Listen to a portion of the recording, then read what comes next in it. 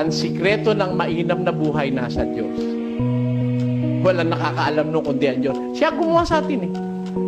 Matuto ka lang makontento. Mahirap ka. Learn to be content of what you are and you will be contented. Diba? Makontento ka lang kung ano ka. Kaya ako, ganun ang aking paniniwala eh. Gaya ni San Pablo, sa 4 ng Filipos, ganito ating mababasa.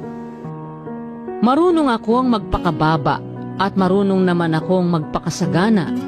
Sa bawat bagay at sa lahat ng bagay ay natutuhan ko ang lihim, maging sa kabusugan at maging sa kagutuman, at maging sa kasaganaan at maging sa kasalatan. Ayun. Marunong akong sagana. Marunong din naman akong mahirap.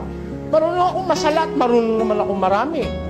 Tayo, kontento siya. O pagka kontento ka, may problema ka ba? Wala. Kano kita mo?